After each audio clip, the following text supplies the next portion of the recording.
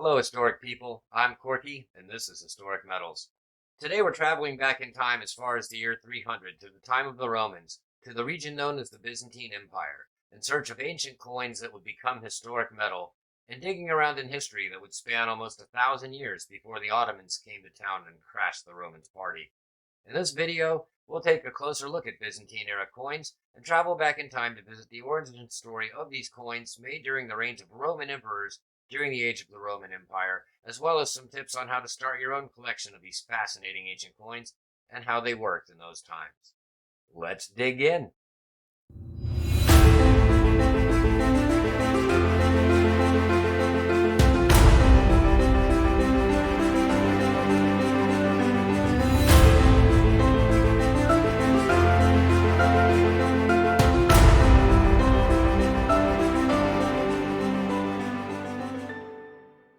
The Byzantine Empire was a political region centered around its capital, Constantinople, which was originally named Byzantium until Roman Emperor Constantine established a second Rome in the city in 330 AD.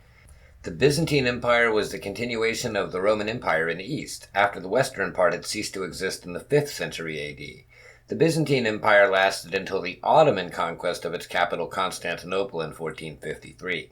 You may know them today as the Turks. The Byzantine Empire continued that of its more ancient predecessors and functioned as a convenient method of payment for goods and services, especially to soldiers and officials, and as a means for people to pay their taxes, which have been a thing that you could count on since the beginning of governments. Coins were also the best way for a ruler to spread their image and remind their people who they owed their allegiance to. Gold was a big deal back then, just like it is now. The most notable and important of the Byzantine coins, both then and now, is undoubtedly the gold slidus, also known as the nomisma. Introduced by Constantine I in the 4th century CE, the nomisma would reign supreme as the standard currency for more than 700 years, eventually to be replaced by the electrum hyperpyron during the 12th century. Think about that. There's a civilization that made the same coinage for more than 700 years. Only a few civilizations can claim to have done that. For 700 years, though, the nomisma was the international standard. Every Byzantine emperor minted their own coins, either in the capital, Constantinople, or in mints in major provinces such as Italy, known at the time as Ravenna, Sicily, or Syracuse, Anatolia, or Antioch, and North Africa, specifically Carthage and Alexandria. As in the ancient world with other coins of those times, such as the widow's mite I covered in a prior video, the value of coins in Byzantium depended on their weight and the purity of the metal used to produce them. One did just not pay simply 3 coins, as much as they paid the weight of what might end up being 2 to 3 or 4 coins of the right metal for the transaction. The main coin of the Byzantine Empire for 700 years was the solid gold nomisma or solidus in Latin. On its introduction in the East in 312 CE by Emperor Constantine I, 72 nomismata were equal to 1 pound of gold. Thus, each example coin weighed about 4.4 grams of pure gold and measured between 21 and 22 millimeters in diameter.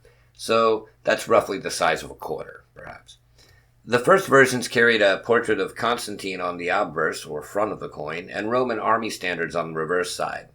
Further currency reforms were carried out by Anastasius I, who reigned from 491 to 518, and whose reign actually marks the beginning of the Byzantine coinage proper for numismatist collectors.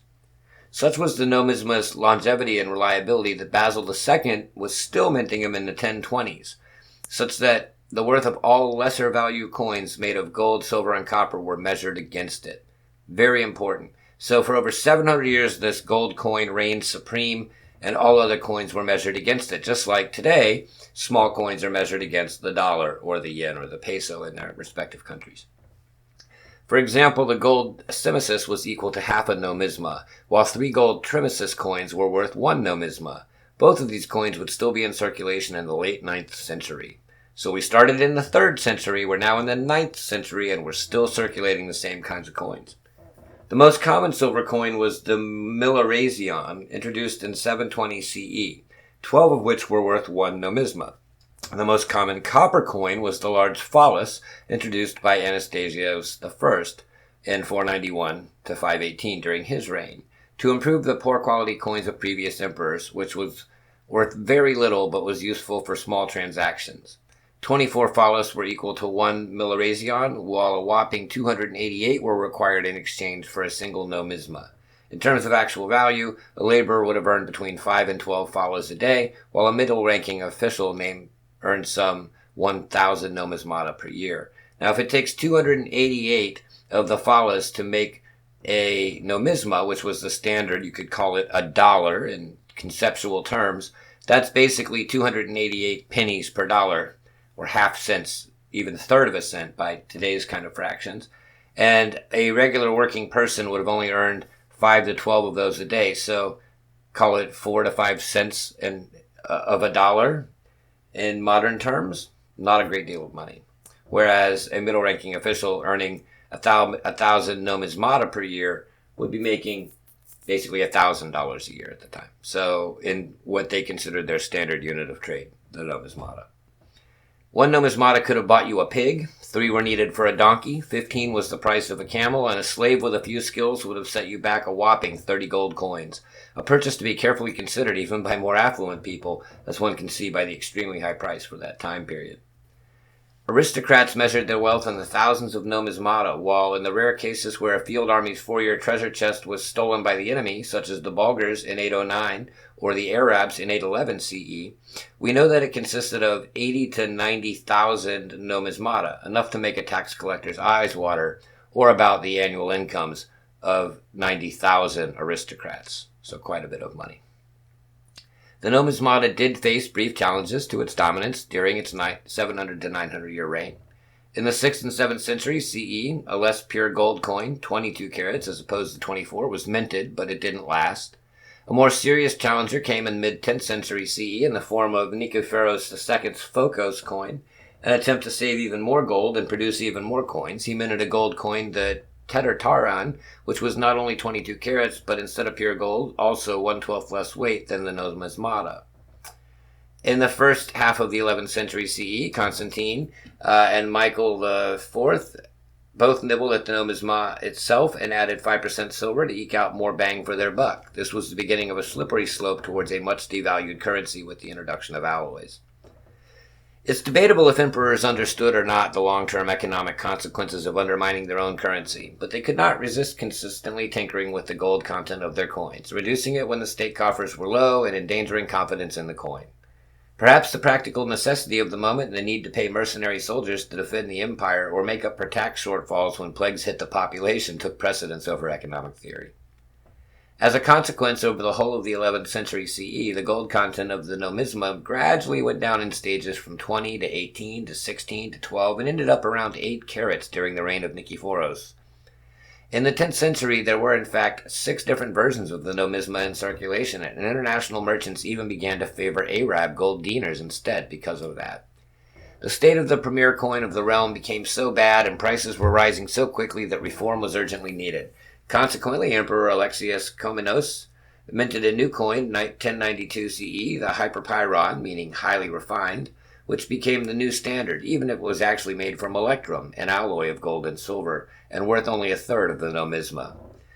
Alexius had sorted out the currency confusion of nobody knowing quite what the equivalents of all the coins in circulation were, but he also rather astutely managed to quadruple tax rates in the process.